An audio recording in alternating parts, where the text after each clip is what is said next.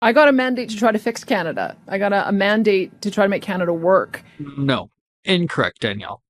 That is not what provincial leaders do. Let's have a talk. And every time we pull up, all you're gonna see is American flags. American flags. Well, Alberta, it's happened again.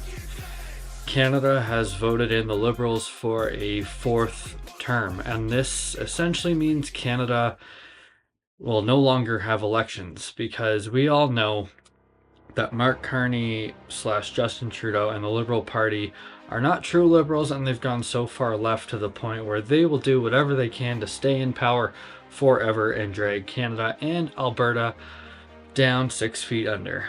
Now, that means Alberta has no options left since the resources here are not being used.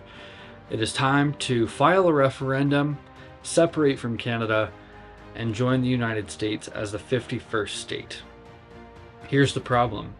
The current Premier, Danielle Smith, doesn't understand her job, and this is part of the problem. Danielle believes that when she was elected as Premier of this great province, soon to be great state, that she was given a mandate to fix Canada. Wrong. Provincial leaders are given a mandate to improve and fix their province only. That is why you are a provincial leader and not a federal leader. Federal leaders like prime ministers and presidents are given a mandate to fix their country, something that the Liberals have not done over the last 10 years.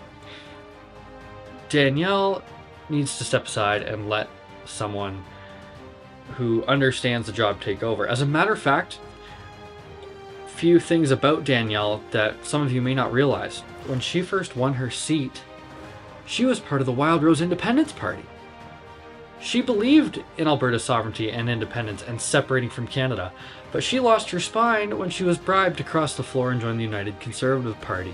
She has forgotten her roots and where she comes from. Let's go over a few of the benefits of how Alberta would greatly improve to separate from Canada and officially become the 51st state. All right, pay attention up on the screen because I'm going to put a few facts up here for you. The current cost of oil is roughly $62 per barrel, and Alberta has 167 billion barrels in oil in our oil sands deposits. Becoming a domestic partnership with the USA as the 51st state would bring in over $100 billion in revenue for the state of Alberta just in barrels of oil alone.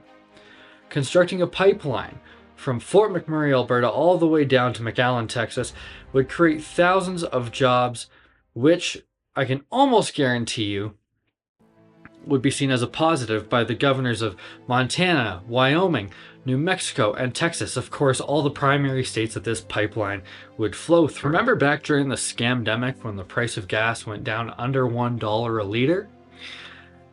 Alberta, imagine that being a permanent thing, and that's what you would get through statehood, because we'd have a domestic partnership with that pipeline, and your cost of gas, your cost of heating your home, cost of fuel as a whole, anything relating to clean oil and energy would come down permanently. President Trump wants Alberta's oil and resources. He's paying $200 billion for Canada to give nothing in return. The East may not want to be part of the USA, but Alberta does. Over 40% of Albertans see it as a positive and are ready to be a state.